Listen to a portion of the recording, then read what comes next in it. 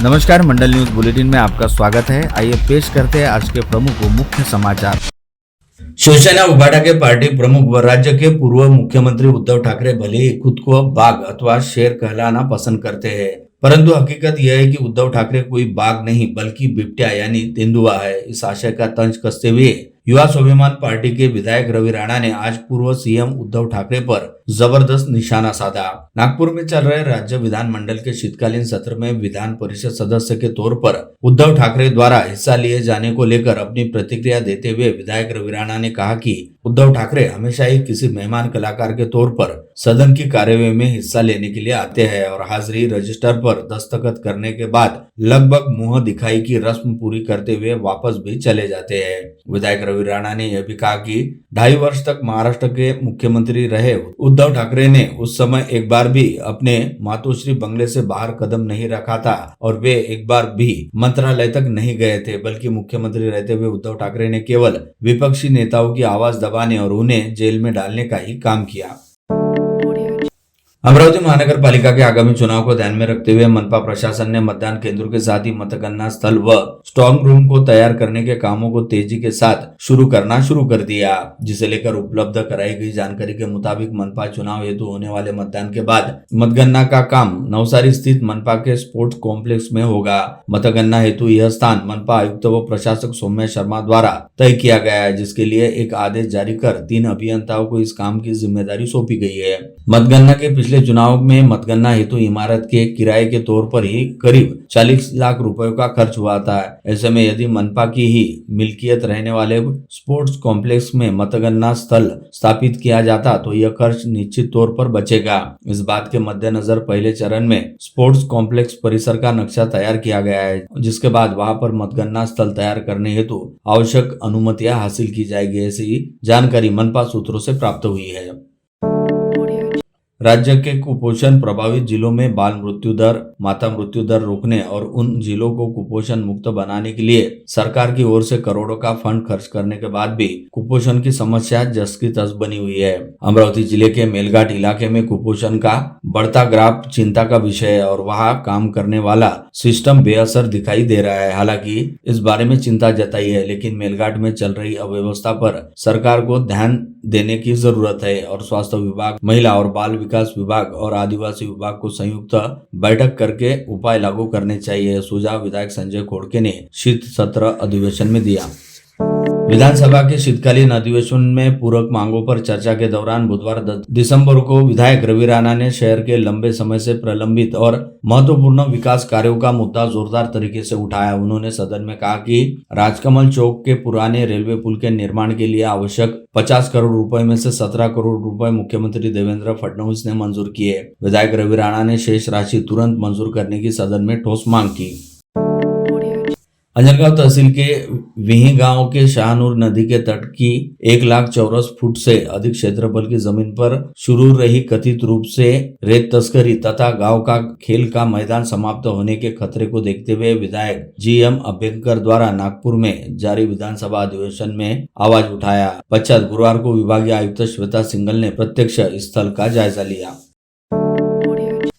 राज्य सरकार द्वारा भारी बारिश से प्रभावित क्षेत्रों की जानकारी देने में भी गंभीर गलती की गई। जहां 14 लाख हेक्टेयर जमीन को नुकसान हुआ, वहां केंद्र को सिर्फ 1.10 लाख हेक्टेयर का आंकड़ा दिया गया। इस आधार पर अब सांसद ओमराजे निंबालकर ने केंद्रीय कृषि मंत्री शिवराज सिंह चौहान के खिलाफ अविश्वास प्रस्ताव पेश किया। ओमराजे ने कहा कि कृषि मंत्री ने सदन में गलत जानकारी दी। भाजपा के नेताओं के पास एक विशेष तंत्र है जिसके माध्यम से वे सभी जाति और धर्म के लोगों को अपनी ओर खींचते हैं, लेकिन किसी का काम नहीं करते। ऐसा पूर्व विधायक बच्चू कडू ने कहा। वे हलवा समाज द्वारा आदिवासी प्रमाण पत्र मिलने के लिए गांधी बाग में शुरू विद्रोह आंदोलन में बोल रहे थे। श्री शिवाजी शिक्षा संस्था द्वारा दिया जाने वाला इस वर्ष का डॉक्टर पंजाबराव देशमुख स्मृति पुरस्कार 2025 महाराष्ट्र के मुख्यमंत्री देवेंद्र फडणवीस को उनके राजनीतिक, सामाजिक और सांस्कृतिक कार्यों के लिए प्रदान किया जाएगा। इस पुरस्कार का स्वरूप 5 लाख रुपए नगद, स्मृति चिन्ह, प्रमाण पत्र, शॉल और श्रीफल है। यह पुरस्कार मुख्यमंत्री देवेंद्र फडणवीस को श्री शिवाजी शिक्षण संस्था के संस्थापक अध्यक्ष शिक्षा महर्षि डॉक्टर पंजाबराव उपाख्य भाऊसाहेब देशमुख की 127वीं जयंती समारोह के मुख्य कार्यक्रम में 27 दिसंबर को प्रदान किया जाएगा और उन्होंने समारोह में उपस्थित होकर पुरस्कार स्वीकारने की सहमति दी है। यह जानकारी श्री शिवाजी शिक्षा संस्था के अध्यक्ष हर्षवर्धन देशमुख ने आज पत्र परिषद में दी।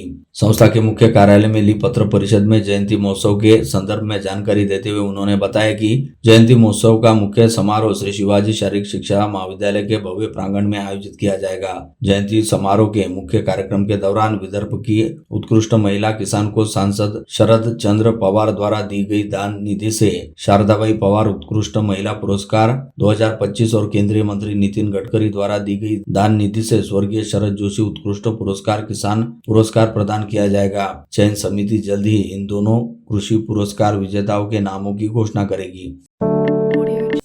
18 से 27 दिसंबर तक निःशुल्क कृत्रिम अंग प्रत्यारोपण शिविर जयपुर फूट का आयोजन किया जा रहा है। इस प्रकार श्री शिवाजी उद्यान विद्या महाविद्यालय में 25 को आंबा परिषद 2025 आयोजित की गई है। इस परिषद का उद्घाटन राज्य के कृषि मंत्री दत्तात्रेय भरने के हाथों होगा। बलगांव रोड पर टीपू सुल्तान मार्केट के समक्ष सेवादल नगर में क्रीडांगन हेतु आरक्षित 1 एकड़ जमीन पर मनपा द्वारा कचरा डंपिंग ग्राउंड व कंपोस्ट डिपो प्रस्तावित किया गया है, जिसके चलते परिसर में रहने वाले नागरिकों का स्वास्थ्य खतरे में आ सकता है। इस बात को ध्यान में रखते हुए एमआईएम की अमरावती शाखा ने प्रस्तावित कंपोस्ट डिपो का विरोध करने के साथ ही उक्त जमीन पर महावितरण का मिनी सब स्टेशन बनाए जाने की मांग उठाई थी और इसे लेकर मनपा प्रशासन को कई बार ज्ञापन व निवेदन भी सौंपे गए थे, जिसकी मनपा द्वारा अनदेखी किए जाने के चलते एमआईएम ने विगत दिनों बलगांव रोड पर टीपू सुल्तान मार्केट के समक्ष जबरदस्त तरीके से आंदोलन करते हुए करीब 3-4 घंटे तक चक्का जाम किया, जिसके बाद मनपा प्रशासन ने अपने फैसले पर पुनर्विचार करते हुए प्रस्तावित कंपोस्ट डिपो को स्थगित करने एवं उक्त जगह पर महावितरण का मिनी सब स्टेशन बनाने का आश्वासन दिया, जिसे एमआईएम द्वारा किए गए आंदोलन की सफलता का परिणाम कहा जा सकता है। इस आशय का दावा एमआईएम के शहराध्यक्ष हाजी इरफान खान उस्मान खान द्वारा किया गया। पुरानी पेंशन योजना लागू करने की मांग को लेकर महाराष्ट्र राज्य पुरानी पेंशन संगठन के राज्याध्यक्ष वितेश खांडेकर के नेतृत्व में आज नागपुर विधान भवन के सामने पेंशन जन क्रांति महामोर्चा निकाला गया। राज्य भर से हजारों कर्मचारी इस महामोर्चा में शामिल हुए। कर्मचारियों ने एनपीएस, डीपीएस, आरएनपीएस और यूपीएस योजनाओं को पूरी तरह असुरक्षित बताकर कहा कि इनमें निवृत्ति के बाद आर्थिक सहारा नहीं मिलता। उन्होंने सरकार से तत्काल पुरानी पेंशन बहाल करने की मांग की। इस महामोर्चा में अमरावती से 5000 कर्मचारी शामिल हुए। डिजिटल विलेज हरिसाल के सरपंच द्वारा पद का दुरुपयोग कर बरती गई अनियमितता के चलते मिली शिकायतों के बाद प्रकरण की जांच कर हरिसाल का सरपंच पद खारिज कर दिया गया। देश का पहला डिजिटल विलेज हरिसाल में शुरू किया गया था। सीधे जनता से निर्वाचित महाराष्ट्र के पंचायत राज अभियान के पहले सरपंच विजय दारसिंबे ने पद का दुरुपयोग कर पिता वन विभाग में कार्यरत रहे थे, उनके नाम का घरकुल योजना का लाभ लिया जाने व अन्य अनेक बातों बाबत शिकायत उप सरपंच गणपत गायन व सदस्य प्रवीण पंडुले द्वारा किए जाने के बाद अमरावती के अपर जिलाधिकारी गोविंद दाने ने जांच के बाद एक आदेश के बाद सरपंच पद खारिज कर दिया। विश्व HIV माह के तहत 11 दिसंबर को एक साइकिल रैली निकाली गई। रैली की शुरुआत सुबह जिला सामान्य अस्पताल से जिला शल्य चिकित्सक डॉक्टर दिलीप सौनले की मौजूदगी में हरी झंडी दिखाकर की गई। अपराधों की जांच में सबूत संकलन प्रक्रिया में त्रुटि रहने से न्यायालयीन फैसलों पर परिणाम हो रहा था, लेकिन नई फॉरेंसिक वैन के कारण प्रकरणों की जांच में अधिक अचूकता और गति आने वाली है, ऐसा प्रतिपादन अमरावती परिक्षेत्र के पुलिस महानिरीक्षक रामनाथ पोखले ने दिया। हाल ही में संपन्न हुए माहेश्वरी पंचायत समिति में चुने गए सभी नवनिर्वाचित सदस्यों का युवा स्वाभिमान पार्टी के पदाधिकारी सचिन भेंडे तथा भेंडे मित्र परिवार की ओर से सम्मान पूर्वक अभिनंदन और स्वागत किया गया। इस सम्मान समारोह में माहेश्वरी समाज के वरिष्ठ सदस्य बड़ी संख्या में उपस्थित थे। जीत, कड़ी मेहनत और शिक्षा के बल पर जीवन बदल सकता है, यह एक निर्माण कार्य मजदूर की बेटी ने कर दिखाया। आकांक्षा नीलिमा प्रदीप गावंडे ने अपनी मेहनत और लगन के चलते सफलता हासिल की, जिससे उनका चयन महाराष्ट्र राज्य जलापूर्ति विभाग के भूजल सर्वेक्षण व विकास यंत्रणा कनिष्ठ भूवैज्ञानिक इस घट ब प्रतिष्ठित पद पर किया गया। अमरावती शहर के विभागीय संदर्भ सेवा अस्पताल में 63वीं किडनी ट्रांसप्लांट शल्य क्रिया सफल हुई। चूंकि मरीज किडनी की बीमारी से ग्रसित था, इसलिए उसका बाहरी इलाज किया जा रहा था और वह 2 साल से डायलिसिस भी करवा रहा था। फिर भी डॉक्टर ने मरीज और उसके परिवार को किडनी ट्रांसप्लांट के बारे में बताया और उन्होंने बताया कि विभागीय सेवा अस्पताल अमरावती में हो रही सफल और मुक्त सर्जरी के लिए विभिन्न जिलों से नहीं बल्कि अन्य राज्यों से भी मरीज आते हैं। फिर आज अस्पताल में 63वीं किडनी ट्रांसप्लांट किया गया। अमरावती के चपराशिपुरा निवासी 33 वर्षीय शेख नईम शेख रहमान की यह सर्जरी सफलतापूर्वक पूरी हो गई।